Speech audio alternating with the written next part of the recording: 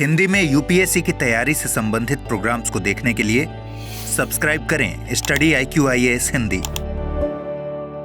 नमस्कार, study IQ IAS Hindi में आप सभी लोगों का बहुत बहुत स्वागत है। मेरा नाम है विरत दुबे। दोस्तों, आज के इस टॉपिक में हम डिस्कशन करने वाले हैं जैनिज्म के बारे में। और जैन धर्म के एक बहुत ही जैन धर्म हो चाहे बुद्धिज़्म हो, इसमें बहुत ही अच्छे खासे सिद्धांत हैं, फिलॉसफीज़ बहुत अच्छी हैं। तो उन्हीं फिलॉसफीज़ के ऊपर आज हमारी चर्चा होगी और उन्हीं फिलॉसफीज़ में कुछ फिलॉसफीज़ जो जैनिज्म की हैं उनको हम समझने का प्रयास करेंगे। देखिए, जैन धर्म की फिलॉसफीज़ को तो हम समझें, लेकिन थोड़ा वो कठिन भी हैं। इसलिए मैं चाहूँगा कि जो लोग इस लेक्चर में इंटरेस्टेड हैं वो शुरू से अंत तक बने रहें, जिससे कि उनको ये लेक्चर समझ में आए। तो जैसा कि आप सब लोगों को मालूम है दोस्तों कि 6वीं शताब्दी ईसा पूर्व के आसपास आप देखते हो, 6th सेंचुरी बिफोर क्राइस्ट में, है ना, 6th सेंचुरी बिफोर क्राइस्ट में जब आप देखते हैं 6वीं शताब्दी ईसा पूर्व की बात करें, शताब्दी ईसा पूर्व की बात करें, तो ये एक तरीके से परिवर्तनकारी समय है। जैसे आप लोगों ने आधुनिक भारत के समय में 19th सेंचुरी को सुना होगा, 19वीं सदी में सोशियो रिलीजियस रिफॉर्म्स आए थे। जैसे आधुनिक भारत में आप 19वीं सदी को देखते हैं, 19वीं सदी जो है ये सोशियो रिलीजियस रिफॉर्म्स को रिप्रेजेंट करती है, यानी कि सामाजिक धार्मिक परिवर्तन, सामाजिक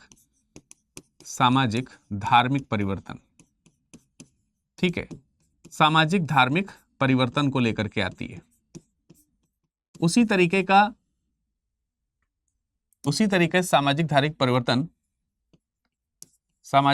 परिवर्तन जो है वो आपको यहां पर भी देखने को मिलता है 6वीं शताब्दी ईसा पूर्व में, इससे बहुत पहले।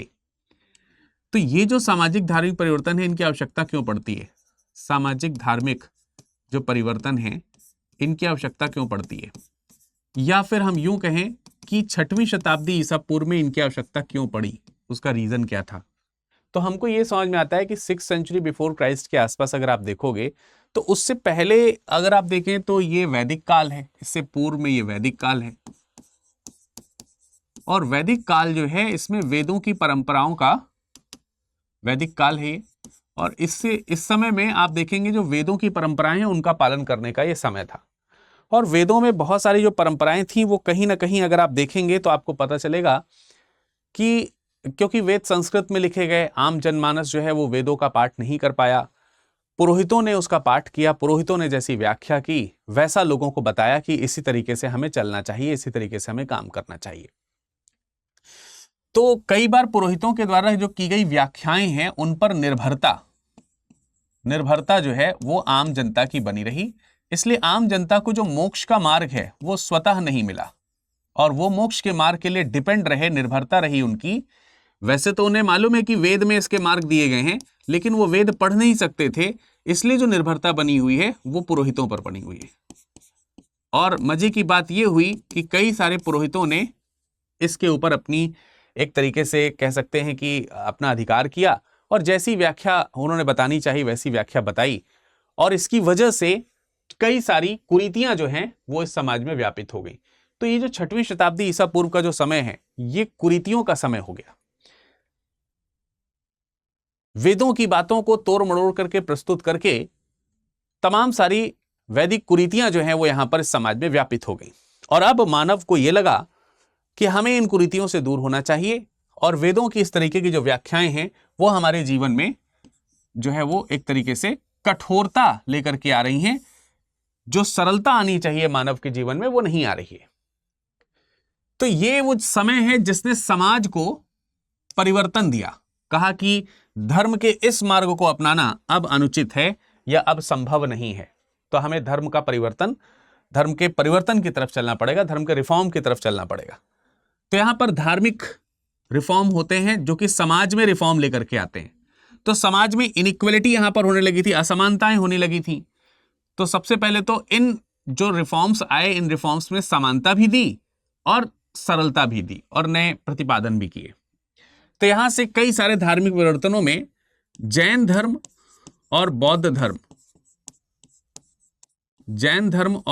धर्म और वैसे तो बहुत सारे श्रामण परंपराओं में अगर आप देखें तो कई सारे संप्रदायों का विकास हुआ, जिनमें जैनिज्म और बुद्धिज्म मेन माने जाते हैं इस दौरान, जो कि एंटी वैदिक हम कह सकते हैं कि संप्रदायों के अंतर्गत रखे जा सकते हैं, प्रतिवैदिक संप्रदायों के अंतर्गत रखे जा सकते हैं। श्रामण परंपराएं वो हैं जो जिनमें जो ऋषि मुनि हैं या फिर जो साधु हैं वो घूम घूम करके एक स्थिर नहीं है एक जगह पर, जो एक जगह से दूसरी जगह पर प्रचार प्रसार कर रहे हैं धर्म का, ज्ञान का। तो वो उन परंपराओं में जैनिज्म और बुद्धिज्म भी यहां पर हैं। अब ये जो है ये वेदों को अनएक्सेप्ट करते हैं, तो वैदिक सिद्धांत अलग हो गए, तो इनके सिद्धांत जो है वो गैर वैदिक हैं, वेदों के विरोधी सिद्धांत हैं, वेदों से अलग या इतर सिद्धांत हैं। इनमें हम जैन धर्म के सिद्धांतों को आज हम समझने वाले हैं। तो आज की जो व्याख्या है वो जैन सिद्धांत पर है। किस पर है? जैन सिद्धांतों पर। आज की जो व्याख्या है वो बेटे किस पे है? वो है जैन सिद्धांत। और जैन सिद्धांतों की व्याख्या काफी विस्तृत है, तो अगर आप लोगों का इंटरेस्ट अगर बना रहेगा तो मैं इसका पूरा एक क्रम आपको प्रस्तुत करूंगा। इसके लिए आप कमेंट सेक्शन में मुझे बताइएगा, मैं पूरा एक क्रम जो है इसमें प्रस्तुत कर दूंगा। तो जैन धर्म के जो सिद्धांत हैं अगर आप देखेंगे तो मूलतः आप लोगों ने जैन धर्म के सिद्धांतों में 3 प्रकार के सिद्धांतों के बारे में सुना होगा। 3 तरह के सिद्धांतों के बारे में सुना होगा। सम्यक दर्शन, सम्यक ज्ञान और सम्यक चरित्र। सुना है? सम्यक दर्शन, सम्यक ज्ञान और सम्यक चरित्र। इसके बारे में आप लोगों ने निस्संदेह जो है वो सुना होगा। तो मैं इन्हीं सिद्धांतों के ऊपर डिस्कशन आप लोगों से कर रहा हूं, और इसमें जो पहला सिद्धांत है इसके कोर की तरफ आपको ले जाने का प्रयास करूंगा। बहुत ध्यान से सुनना होगा, बहुत ध्यान से समझना होगा, तब आपको इसकी बातें जो है वो समझ में आएंगी, और बहुत सरलता से मैं समझाने का प्रयास करूंगा। मैं टिपिकली फिलॉसफी की तरफ नहीं लेकर के जा रहा हूं। इसको फिलॉसफिकल वे में पढ़ेंगे तो थोड़ा ज्यादा आपको मैं सामान्य जन को समझ में आए, सामान्य तरीके से जो यूपीएससी की तैयारी करने वाले जो एस्पिरेंट हैं उनको समझ में आए, जनरल वे में मैं चीजों को समझाने का प्रयास करूंगा। मैं इसको किसी भी तरीके से दार्शनिक दृष्टि से नहीं समझा रहा हूं, एक सामान्य दृष्टि से समझा रहा हूं। हालांकि दर्शन के कुछ बिंदु वहां पर जरूर आएंगे, तो उनको आप समझने का प्रयास कीजिएगा। चलिए लेक्चर की करते हैं शुरुआत, लेकिन उससे पहले एक जरूरी सूचना मैं आप लोगों को दे देना चाहता हूं कि अभी स्टडी आईक्यू में प्राइस स्लैश चल रहा है। अब ये कब तक चलेगा ये तो मतलब इसकी कोई निश्चित तिथि नहीं है, ये कभी भी और किसी भी समय खत्म हो सकता है। अभी चल रहा है, हो सकता है कि जब तक आप ये लेक्चर देख रहे हो तब तक ये खत्म होने वाला हो। तो आप ध्यान रखिए कि विरद लाइव कोड का इस्तेमाल करके जल्दी से जल्दी चेक कर लीजिए कि क्या ये फ्लैश प्राइस जो स्लैश है ये अवेलेबल है या नहीं है। अगर ये उपलब्ध है तो तुरंत विरद लाइव कोड का प्रयोग कीजिए, और विरद लाइव कोड का प्रयोग करके विरद लाइव कोड का प्रयोग करके मैक्सिमम डिस्काउंट का लाभ आप ले सकते हैं तुरंत के तुरंत अभी। तो आप देखिए, अगर 2027 की तैयारी कर रहे हैं तो 2027 की तैयारी के लिए आपको 11,000 रुपए में आसानी से विद लाइव क्लासेस, बुक्स और एंड ऑल फैसिलिटीज, जितनी भी फैसिलिटीज आपको मिल रही थी वो सारी फैसिलिटीज के साथ प्राइस ड्रॉप्ड हो गए हैं, और 10,999 में आपको ये सुविधा मिल जाएगी। सेम इसी तरीके से 2028 का अगर आप बैच लेना चाहते हो तो 30,000 में आपको ये बैच मिल जाएगा, यानी 29,999 में आपको ये बैच उपलब्ध हो रहा है। तो आप इसको जल्दी जल्दी विरद लाइव कोड का इस्तेमाल करके, तो इसमें भैया रुकना नहीं है, इंतजार नहीं करना है। अगर आपको तैयारी करनी है तो तुरंत ये वाला काम कर लो। लिंक नीचे डिस्क्रिप्शन में दिया है, कोड वहां ऑलरेडी पहले से अवेलेबल होंगे, या आप लोगों को कोई कोड दूसरे मिले होंगे, उनमें मैं हटा करके विरद लाइव कोड आपको लगाना है। क्यों लगाना है? क्योंकि इस पे ही आपको ये डिस्काउंट मिलने वाला है, फैकल्टी कोड पे ही आपको ये डिस्काउंट मिलेगा। बाकी इस पर डिस्काउंट मिलेंगे लेकिन इतने डिस्काउंट नहीं मिलेंगे। तो फटाफट से आप अपना काम यहां पर कर लीजिए। चलिए करते हैं लेक्चर की शुरुआत और जानते हैं जैन धर्म जो है, जैन धर्म के कुछ प्रमुख सिद्धांतों के बारे में। ठीक है, जैन धर्म के सिद्धांत। ठीक, जैन धर्म के सिद्धांत, जैन धर्म के सिद्धांत। जैसा कि मैंने आपको बताया कि जैन धर्म में हम लोग 3 सिद्धांतों के ऊपर चर्चा करते हैं, और वो 3 सिद्धांत मैंने आपको बताया सम्यक दर्शन, ज्ञान और चरित्र हैं। तो इनमें आज हम सम्यक दर्शन की बात करेंगे। इनमें आज हम जिसकी चर्चा करने जा रहे हैं वो क्या है, वो है सम्यक दर्शन। ठीक है, आज हमारी चर्चा होगी इसमें सम्यक दर्शन की, सम्यक दर्शन। ये सम्यक दर्शन पे चर्चा आज हमारी होने वाली है। तो चलिए एक बार सम्यक दर्शन के ऊपर विस्तृत तौर से चर्चा करते हैं और कुछ चीजों को समझने का प्रयास करते हैं कि ये क्या है। देखिए, सबसे पहले तो हमको कुछ बेसिक चीजें समझना होगा कि जैन धर्म जो है वो मनुष्य के बारे में उसकी फिलॉसफी किस प्रकार की है। ठीक है, क्या जैन धर्म कर्म पर विश्वास करता है? सबसे पहले तो आपका आंसर होना चाहिए यस, जैन धर्म जो है वो कर्म पर विश्वास करता है। और कर्म पर किस प्रकार से विश्वास करता है कि जैन धर्म का यह कहना है कि मनुष्य की मृत्यु जो है और जो पुनर्जन्म है, इनका जो कारण है यह कर्म है। कोई भी मनुष्य जो है उसकी जो मृत्यु है या फिर जो पुनर्जन्म है, पुनर्जन्म जो है, इस पुनर्जन्म का कारण या मृत्यु का कारण जो है वो क्या है? ध्यान से सुनते रहिएगा। अब यहां से अगर आपने वीडियो स्किप किया तो फिर फिलॉसफी गई आपकी, मतलब ये पॉइंट फिर आपको नहीं समझ में आने वाला। समझ लीजिए कि जब हम पेड बैचेस में पढ़ाते हैं तो तकरीबन इसी तरीके से आपको वहां पर चीजें मिलती हैं, तो आप तकरीबन वो चीज निःशुल्क यहां पर प्राप्त कर रहे हैं। हाँ, ये है कि उसमें क्वेश्चंस, क्रॉस क्वेश्चंस स्टूडेंट कर लेते हैं। अब आप यहां पर चूंकि यूट्यूब में पढ़ रहे हैं तो आपके मन में अगर क्रॉस क्वेश्चंस उठ रहे होंगे तो वो अभी आप नहीं पूछ पाएंगे, वो आप कमेंट सेक्शन में कर सकते हैं कमेंट, और अगला जो सेशन होगा हम उसमें उसको उठाने का प्रयास करेंगे, हम आपके प्रश्नों का उत्तर देने का प्रयास करेंगे। ये सुविधा हम आपको दे सकते हैं। वहां वो लाइव में पूछ लेते हैं तुरंत, तो तुरंत के तुरंत उनको आंसर उसका मिल जाता है।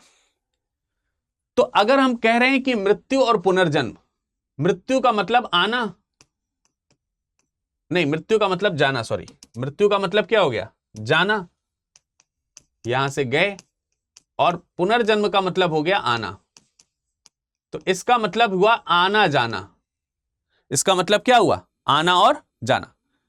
इसी को बोला जा रहा है, क्या बोला जा रहा है? आवागमन। आवागमन। तो आपको ये टर्म्स हैं जो ध्यान रखने हैं, आवागमन, संतृत या कुछ इस तरीके के टर्म्स आपको याद रखने हैं।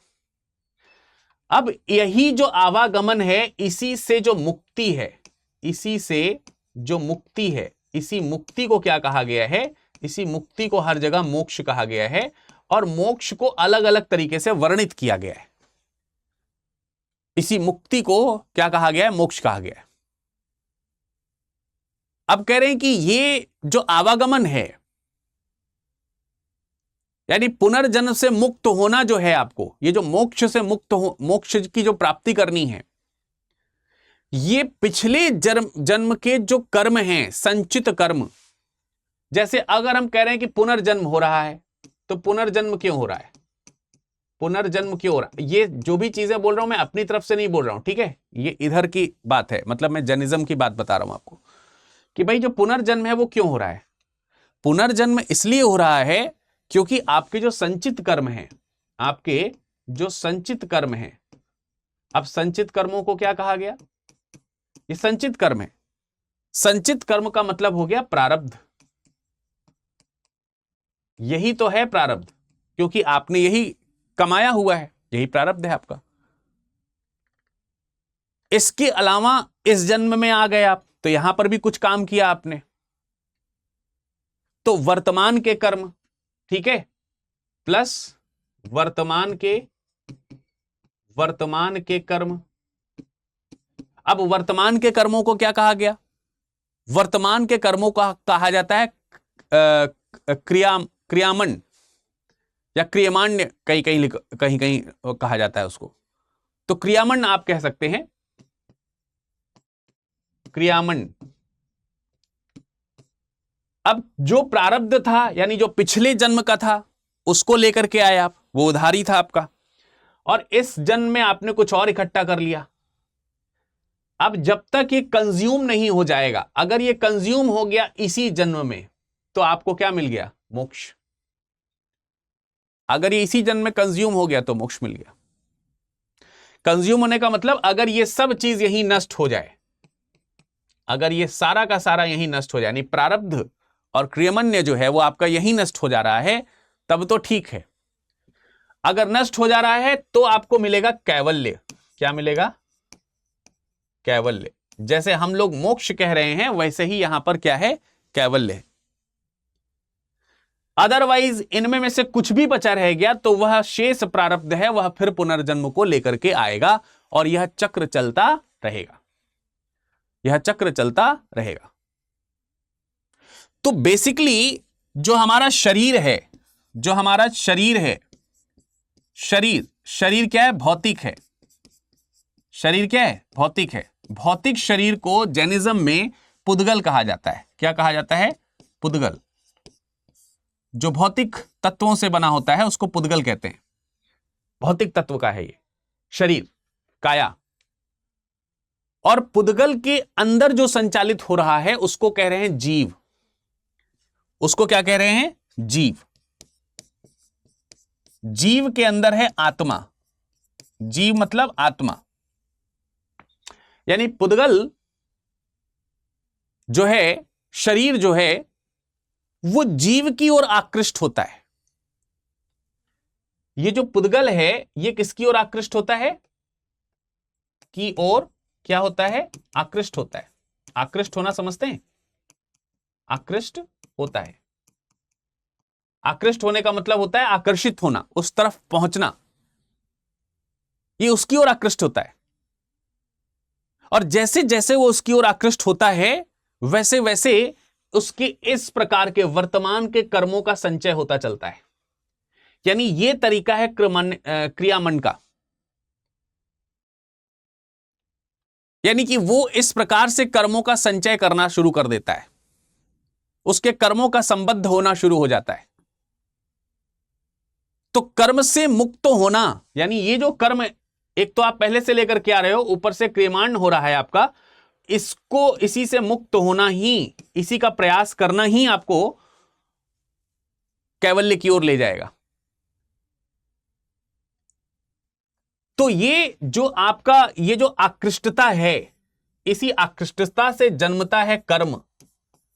इसी आकृष्टता से जन्म लेता है, जन्म होता है कर्म का, जन्म होता है किसका? कर्म का। तो जो कर्म है, कर्म के अगर हम प्रकार कहें, जैनिज्म के अकॉर्डिंग कर्म के 8 प्रकार हैं। जैन धर्म के अनुसार कर्म के कितने प्रकार हैं भैया? जैन धर्म के अनुसार कर्म के 8 प्रकार हैं। और इन्हीं के कारण ही ये आवागमन होता है, इन्हीं के कारण ही ये आवागमन होता रहता है। आवागमन का मतलब हो गया संस्कृति, इसी को संस्कृति कहा जाता है। जैन धर्म में इसी को संस्कृति कहा गया है। क्या कहा गया है?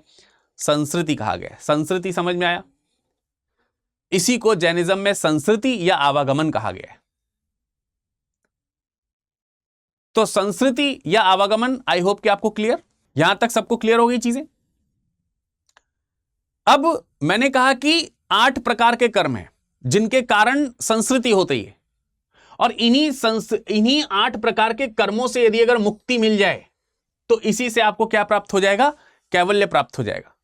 तो इसको पाने के लिए जिन सिद्धांतों को आपको, जिन टूल्स का आपको इस्तेमाल करना है, उनको कहते हैं, इनसे मुक्ति पाने का मार्ग, इनसे मुक्ति का जो मार्ग है, इनसे मुक्ति का जो मार्ग है, यही मुक्ति का मार्ग क्या है? जैन धर्म का सिद्धांत है। यही मुक्ति का मार्ग जो है वो क्या है? जैन धर्म का सिद्धांत है। और जैन धर्म के सिद्धांतों में कितने सिद्धांत हैं?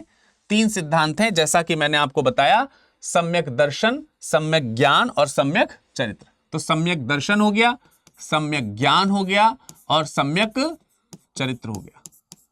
इन 3 हथियारों से इन 8 कर्मों को नष्ट किया जा सकता है। ऐसे ही 8 कर्म आप अपने प्रारब्ध में भी लेकर के आए होंगे और फिर आप उसको इकट्ठा कर रहे होंगे। तो यहां पर वही कहा गया है कि आप इनको क्या कर सकते हो? आप इनको जो है यहां पर संचित जो हैं इनको भी आप मार सकते हो, और स्वाभाविक तौर पर अगर देखा जाए तो आप अपने जो इस समय के जो कर्म हैं उनको भी किल कर सकते हो, उनको भी नष्ट कर सकते हो। और इस तरह से हम यहां पर सम्यक दर्शन की तरफ बढ़ेंगे। तो तो आप सम्यक दर्शन के बारे में जानना शुरू करते हैं। चलिए अब यहां से सम्यक दर्शन के बारे में हम समझना शुरू करते हैं, यहां से आगे की ओर बढ़ेंगे। ठीक है, अब यहां से हम सम्यक दर्शन की ओर बढ़ेंगे। सम्यक दर्शन क्या है? सम्यक दर्शन आइए जानते हैं क्या है सम्यक दर्शन। जैन धर्म के जो उपदेश हैं उसमें सम्यक का मतलब हो गया एकदम उपयुक्त, एकदम सत, एकदम उचित, एकदम व्यवहारिक, उसको बोलते हैं सत या सम्यक। और सम्यक दर्शन में सत तत्वों का प्रयोग किया गया है। कितने तत्वों का प्रयोग किया गया है? सत तत्व, यानी कि 7 तत्वों का प्रयोग किया गया है। अब ये 7 तत्व कौन कौन से हैं? 7 तत्वों का प्रयोग, 7 तत्वों का प्रयोग है इसमें। अब ये 7 तत्व कौन से हैं जरा देखिए और इनके ऊपर गौर कीजिएगा, इनके ऊपर डिस्कशन करना है हम लोगों को। इन 7 तत्वों में एक है जीव और दूसरा है अजीव। तो ये दो तो आपको आसानी से याद हो जाएंगे, जीव अजीव। फिर है आश्रव, आश्रव, और चौथा है बंध। आप चाहे बंध लिख लें या बंधन लिख लें, एक ही बात है। फिर है संवर, संवर, निर्जरा, निर्जरा है, निर्जरा, और लास्ट में है मोक्ष। तो ये 7 तत्व हैं, जीव अजीव आश्रव बंध संवर निर्जरा और मोक्ष। अब ये हैं क्या? जैसे सबसे पहले अगर हम जीव की व्याख्या करें, सबसे पहले अगर हम जीव की व्याख्या करें तो जीव की व्याख्या बेहद सरल है।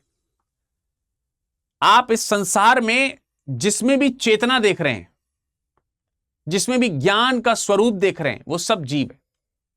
यानी जीव जो है वो क्या है? जीव चेतना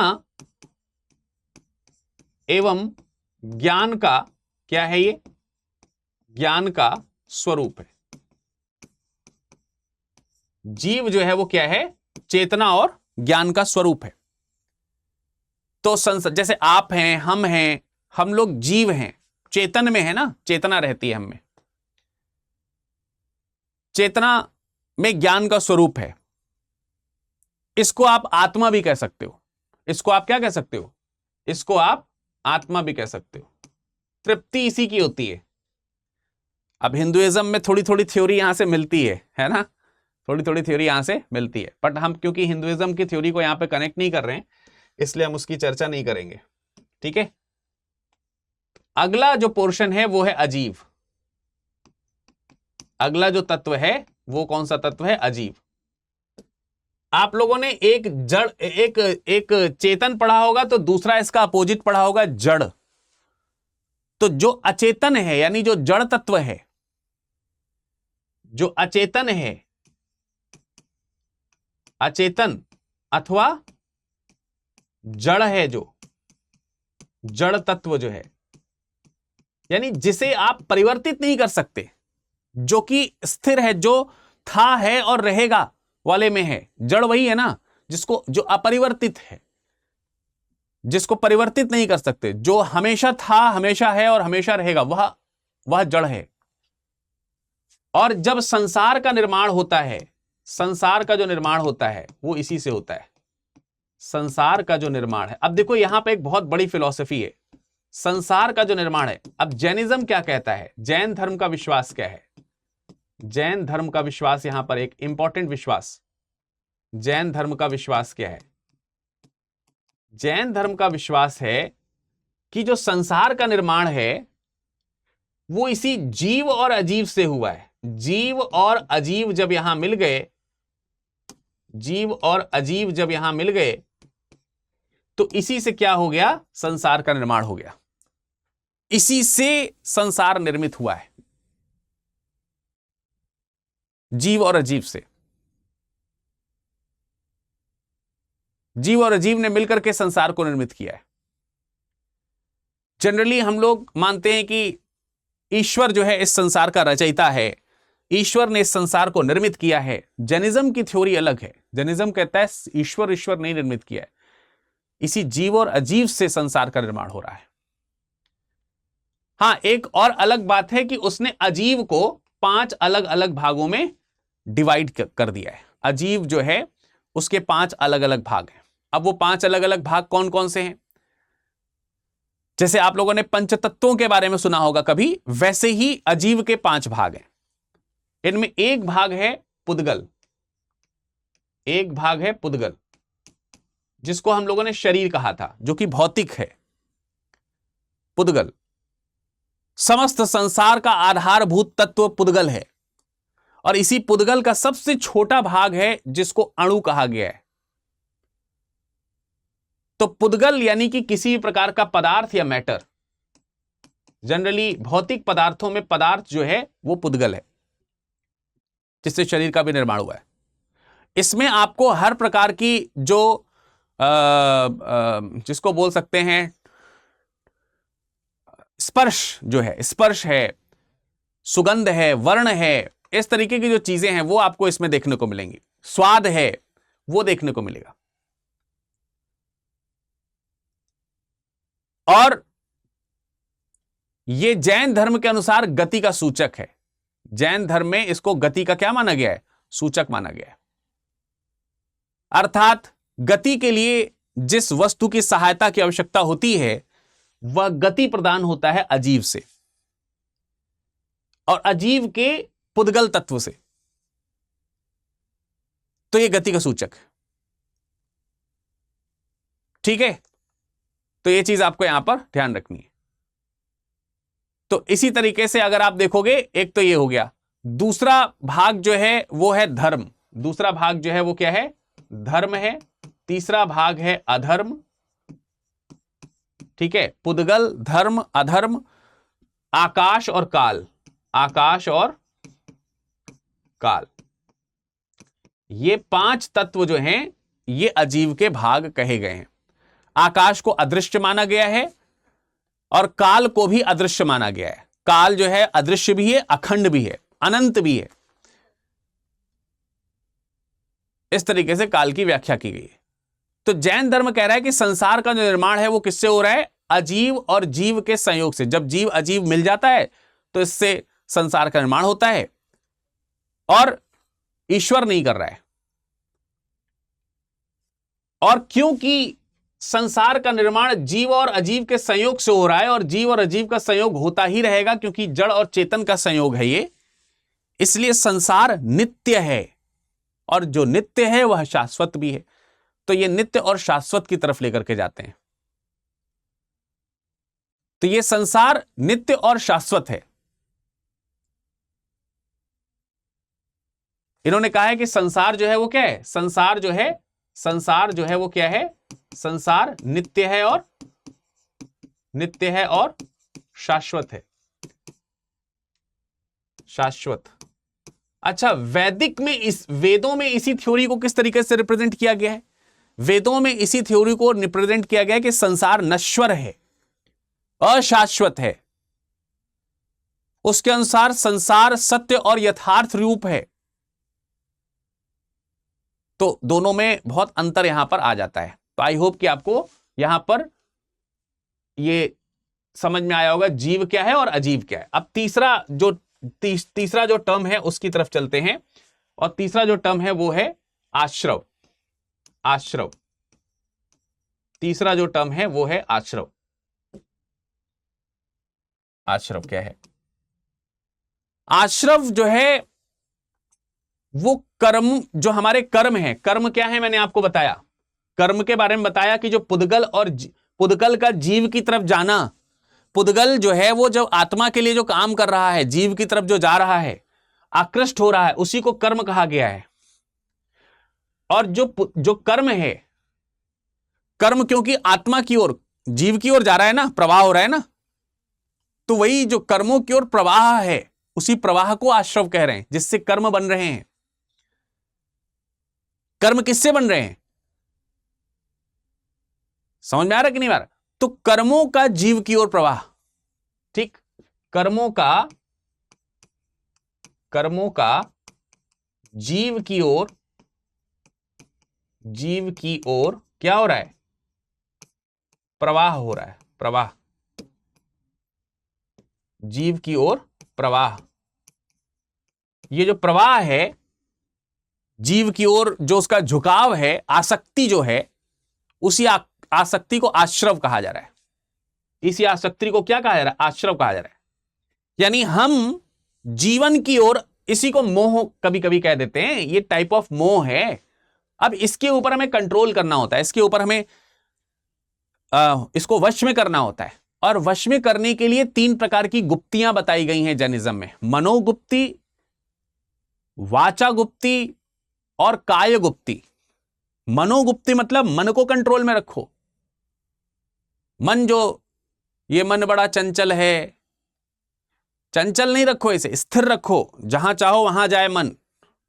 वाच गुप्ति, मुंह में जो वाणी है ना, वाणी को कंट्रोल में रखिए। कहते हैं जैनिज्म में शुभ बोलने के लिए ही बोलिए, कम बोलिए, आवश्यकता नहीं है तो मत बोलिए, और लाभ शुभ के लिए ही बोलिए, कोई भी चीज है तो, वरना मत बोलिए। ना बोलने का, मौन रहने का प्रचार किया गया है इसमें जैनिज्म में। मौन रहिए, चुप रहिए। और मैं भी कहता हूं कि कम बोला करो यार, कम बोलने से ऊर्जा बचती है। और तीसरा है काय गुप्ति, जो आपकी काया है, जो आपका शरीर है, उसको भी आप कैसा रखें? शुद्ध रखें। जैसे मन शुद्ध रखने की बात है, जैसे वचन शुद्ध रखने की बात है, वैसे शरीर को भी शुद्ध रखें। तो इन 3 चीजों के पालन से क्या होगा? आश्रव जो है, आपके जो कर्म हैं, वो जीव की ओर आकृष्ट होने से मोह माया जो है, उससे जो है वो बचेंगे। अब इसमें चौथा जो तत्व है वो भी काफी निकट का है, इसी आश्रव से काफी निकट का तत्व है, जिसको हम बंध या बंधन कहते हैं। बंध या बंधन कह रहे हैं। चौथा जो तत्व है, नाम से आपको एक क्लियर हो रहा होगा, इसमें बहुत ज्यादा कुछ बताने की आवश्यकता नहीं है। बंध का मतलब हो गया कर्मों का कर्म जो है वो जीव की ओर बह रहे हैं, जा रहे हैं तो जुड़ेंगे जीव से, जा रहे हैं तो आश्रव है, और जाके जुड़ गए हैं तो बंध है। तो जब जा रहे हैं तभी रोको। कैसे रोको? मनोगुप्ति, वाचोगुप्ति और कायगुप्ति से। लेकिन नहीं रोक पाए तो जाकर के जुड़ जाएंगे, और जैसे ही जुड़ गए तो वो बंध हो गया, बंधन हो गया। तो कर्मों का जीव के साथ जुड़ाव, कर्मों का जीव के साथ जुड़ाव जो है, ये क्या है? ये बंध है, इसको बंधन कहते हैं। और यही जो बंधन है, क्योंकि अब तो जुड़ गया ना, अब क्योंकि जुड़ गया तो फिर क्या होगा? फिर तो तुम्हारा प्रारब्ध और क्रियामंड तय है। अब इसमें से जितना तुम कंज्यूम कर लोगे, जितना तुम नष्ट कर लोगे, उतना ठीक है। अब तुम्हें मालूम है कि हमें यह नष्ट की तरफ चलना है, तो कितना नष्ट कर लोगे? तो एक मार्ग होगा जो तुम्हारा कैवल्य की ओर जाएगा। कैवल्य की ओर जाना और कैवल्य को प्राप्त कर लेना, ये दोनों अलग अलग स्थितियां हैं। कैवल्य की ओर जा रहे हो, अच्छे मार्ग पर हो, फिर से आओगे। कैवल्य प्राप्त कर लिए हो तो फिर नहीं आओगे। तो कहने का मतलब यह है कि यही जो जुड़ाव है, इसी जुड़ाव के कारण ही, बंध के कारण ही, बंधन के कारण ही पुनर्जन्म आता है। समझ में आया? अब इसमें 5वां फैक्ट है आपका संवर। अब ये संवर क्या है, या संवर जिसको आप बोलते हैं, संवर या संवर, जो भी आप प्रोनाउंसिएट कर सकें। इनको जरा देखिए, ये क्या है। इसमें भी बहुत माइनर सा डिफरेंस है। अब जीव के साथ कर्म जाकर के जुड़ गए, तो कर्मों का जीव की ओर प्रवाह हो रहा था, यानी वो आश्रव में था। आश्रव को आप रोक नहीं पाए, बंद हो गया तो आपको किसी ने ज्ञान दिया कि अरे भाई, ये तो तुम मोक्ष नहीं पा पाओगे, तुम तो जन्म कर्म के बंधन से मुक्त नहीं हो पाओगे, तुम्हारा तो संस्कृति वाला स्थिति आ गया है, तुम्हारा तो आवागमन होगा। तो उसने कहा नहीं जी, हमें तो आवागमन नहीं चाहिए, हमें तो पुनर्जन्म से मुक्ति चाहिए। तो आपके ज्ञान चक्षु खुल रहे हैं, यानी ज्ञान की तरफ बढ़ रहे हो आप। इसका मतलब आप समझ रहे हो कि हमें इससे मुक्ति पानी है, अब मुक्ति पाने का आप प्रयास कर रहे हो, तो आपको क्या करना पड़ेगा? कर्मों को जीव के प्रवाह की ओर रोकना पड़ेगा। जब आप अब कंटिन्यूएशन में एक तो बंद गए, अभी भी आपका कर्म लगातार जा ही रहा है, आश्रव हो रहा है, बंद बढ़ रहा है, आश्रव हो रहा है, बंद बढ़ रहा है, जितना बढ़ता जाएगा, जितना बढ़ता जाएगा उतना पुनर्जन्म के लिए इकट्ठा होता जा रहा है, उतना प्रारब्ध बढ़ता जा रहा है आपका। तो आप क्या कर रहे हो? कर्मों का जीव की ओर प्रवाह को रोकना पड़ेगा। अगर कर्मों का जीव की ओर प्रवाह रुक जाएगा तो जितना बंद है उतना ही है, फिर नया नहीं है, फिर उसी को कंज्यूम करना है, उसी को मारना है केवल, बस नया तो बना ही नहीं रहे हम। तो कर्मों का जीव की ओर प्रवाह का रोकना, कर्मों का प्रवाह हम क्या करें? रोकें। कर्मों के प्रवाह को क्या कर दें? हम रोक दें। कर्मों के प्रवाह को जीव की ओर जाने से रोकना। इसी रोकने को क्या कहेंगे? हम संवर कहेंगे। इसी रोकने की स्थिति को हम संवर कहेंगे। यानी कि आप एक स्टेप फॉरवर्ड हो चुके हैं कि अब हम चल पड़े हैं मोक्ष के लिए। जैसे आप यूपीएससी की प्रिपरेशन के लिए चल पड़ते हैं, आप आईएएस बनने के लिए सोच पड़ते हैं। अभी आपने सोचा ही नहीं था, अब आपने सोचना शुरू कर दिया है। Your first step has been taken, then you are in the step of संवर।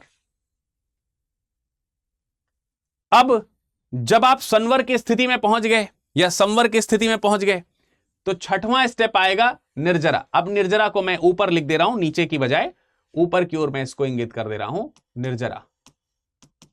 ठीक है, आपको विजिबिलिटी भी ठीक रहेगी, नीचे की ओर से बजाय ऊपर की ओर देखते हैं। क्योंकि अब आपने नए कर्म बनाना छोड़ दिया, पुराने कर्मों का ही भोग अभी आपको करना है। तो आपके जीव के जो संचित कर्म थे, संचय जो था, वो धीरे धीरे कंज्यूम होने लगेगा ना, क्योंकि नया तो बन नहीं रहा है। अगर नया बन रहा है भाई, तो वही आप लोगों ने गणित में वो पानी और टंकी वाले क्वेश्चन सॉल्व किए कि पानी की टंकी में पानी भरा जा रहा है और नीचे से टोटी भी खुली है। तो यार टोटी भी खुली है, पानी भी भर रहा है, तो टंकी खाली थोड़ी होगी, क्योंकि भर भी तो रही है। अब ये डिपेंड करेगा कितनी स्पीड से खाली हो रही है, कितनी स्पीड से भर रही है। लेकिन अगर तुमने पानी को भरना बंद कर दिया और टोटी खोल दी है, तो एक समय आएगा कि टंकी खाली हो जाएगी ना, क्योंकि नया पानी उसमें नहीं भर रहा है, नए कर्म संचित नहीं हो रहे हैं। तो निर्जरा क्या है कि अब जीव के संचित कर्म जो हैं वो समाप्त हो जाते हैं, टंकी खाली हो जाती है। तो जो खाली टंकी है उस अवस्था को निर्जरा कह रहे हैं।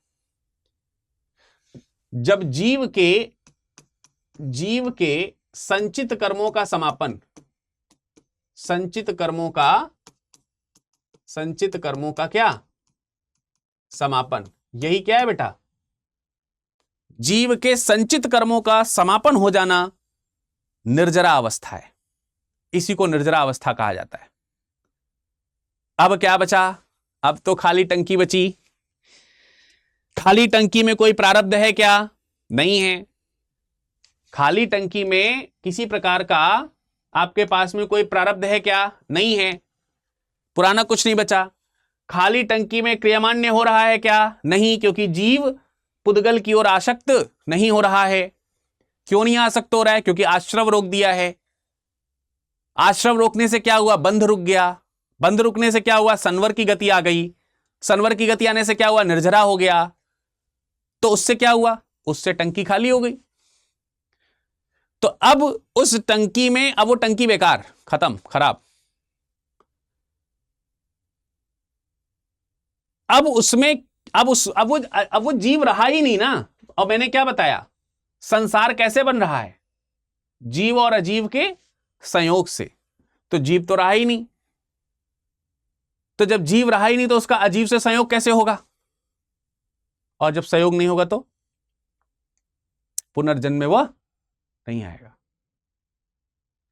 तो जो मोक्ष है, अच्छा अब इसमें एक चीज और है। हो सकता है कि खाली टंकी में पानी फिर कोई डाल दे, टंकी फिर भर जाए, तब तो बनी बनाई मेहनत खराब हो जाएगी यार। इतना सब कुछ किया, टंकी खाली की, उसके बाद फिर पानी भर गया। तो मोक्ष वाली जो स्थिति है, अंतिम स्थिति जो है, ये वाली मोक्ष वाली जो स्थिति है, इसके लिए भी एक पॉइंट है। सॉरी, ये जो अंतिम वाली स्थिति जो है, मोक्ष वाली जो स्थिति है, इसके लिए भी एक पॉइंट है। कह रहे हैं कि मोक्ष में जीव का कर्म बिल्कुल समाप्त हो जाता है। जीव का कर्म जो है, जीव का या जीव के जो कर्म है, जीव के कर्मों का संपूर्ण समापन, संपूर्ण समापन। तो जीव के कर्मों का जो संपूर्ण समापन है, इसको मोक्ष कहा गया। यह मोक्ष है। और महावीर कह रहे हैं कि इस स्थिति में, यह भगवान महावीर का कहना है, महावीर स्वामी या स्वामी महावीर जी का कहना है कि इसके लिए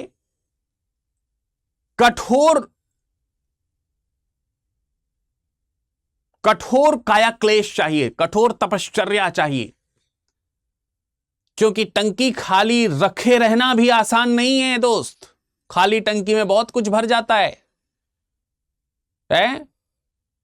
दुनिया भर के कीड़े मकोड़े, माया जाल, ये वो सब लग जाता है।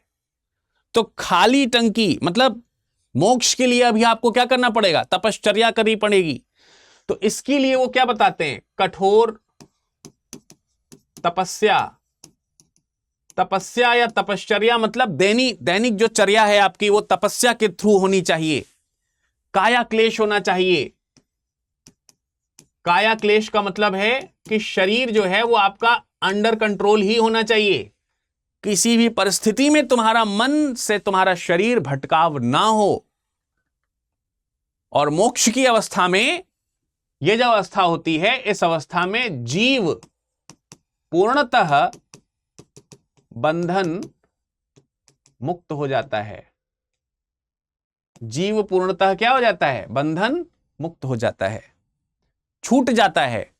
और जब बंधन मुक्त हो जाता है तो हम क्या कहेंगे? कॉन्सेप्ट में टर्म्स को समझना जरूरी है। संस्कृति मुक्ति हो जाती है। संस्कृति मुक्ति यानी आवागमन मुक्ति। संस्कृति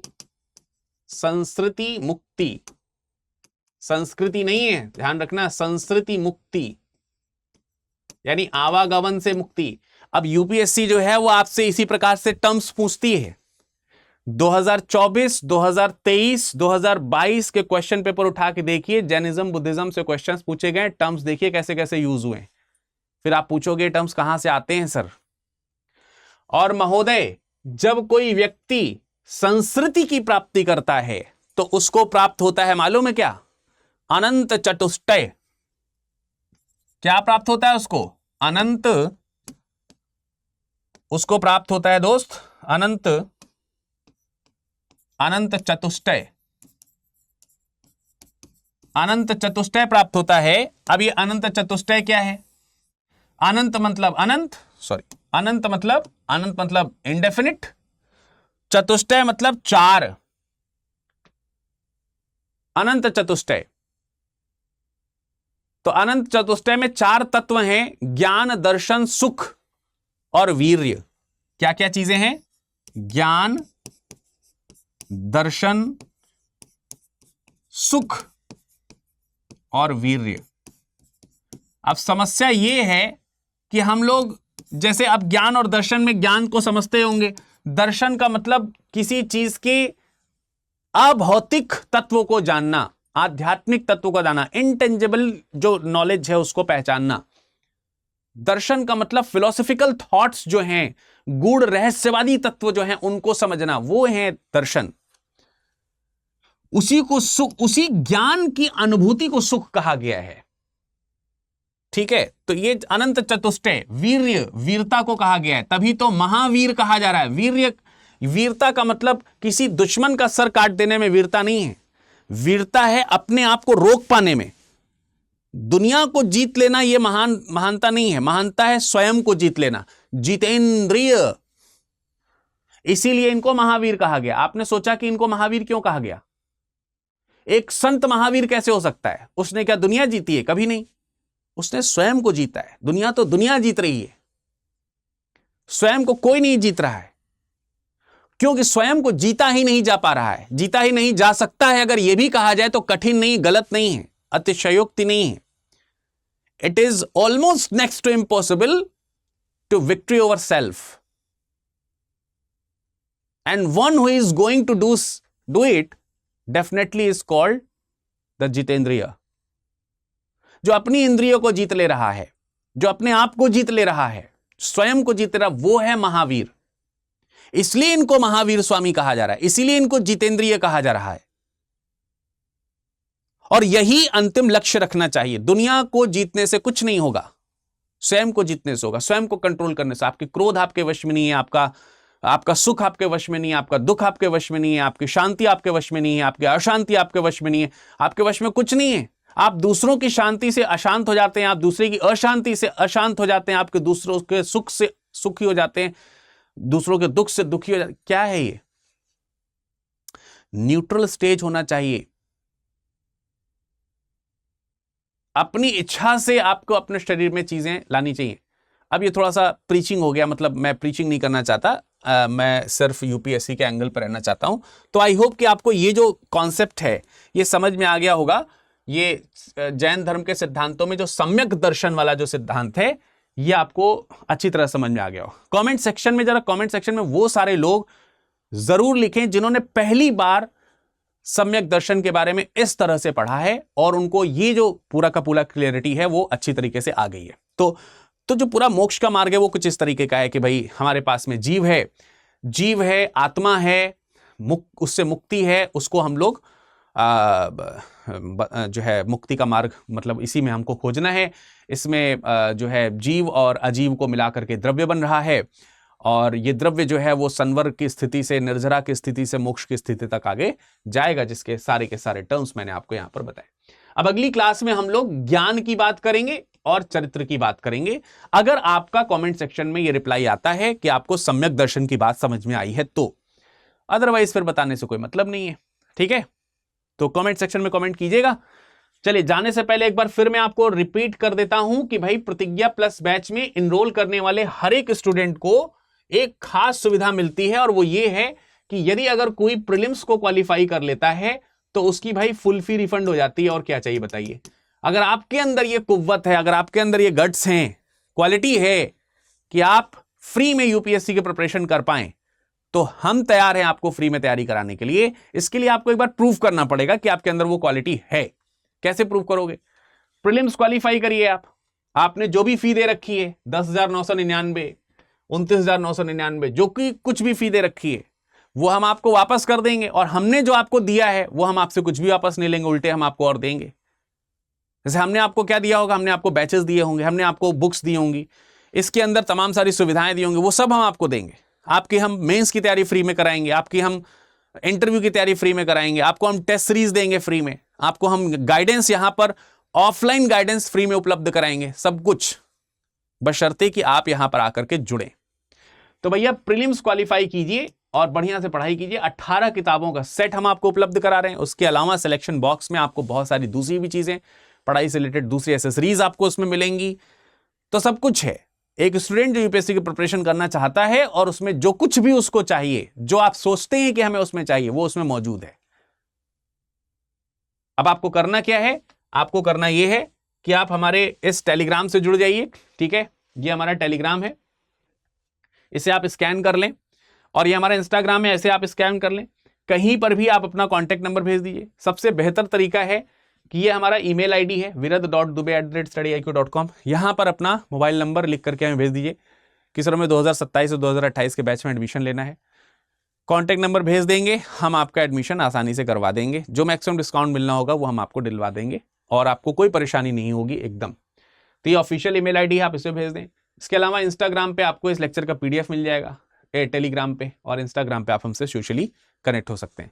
तो इसके लिए आप इसे स्कैन करके जुड़ सकते हो। स्कैन नहीं हो पा रहा है तो @viraddubai01 इस तरीके से टाइप कर लीजिए, @viradlive इस तरीके से आप इंस्टाग्राम में टाइप कर दीजिए, मैं आपको वहां पर मिल जाऊंगा। और वहां पर कुछ कमेंट कर दीजिए जिससे कि आप हमसे रिकनेक्ट हो सके। चले, मिलते हैं अगले वीडियो में, तब तक अपना ख्याल रखिएगा। आपका समय शुभ हो। धन्यवाद। हिंदी में यूपीएससी की तैयारी से संबंधित प्रोग्राम्स को देखने के लिए सब्सक्राइब करें स्टडी IQ IAS हिंदी।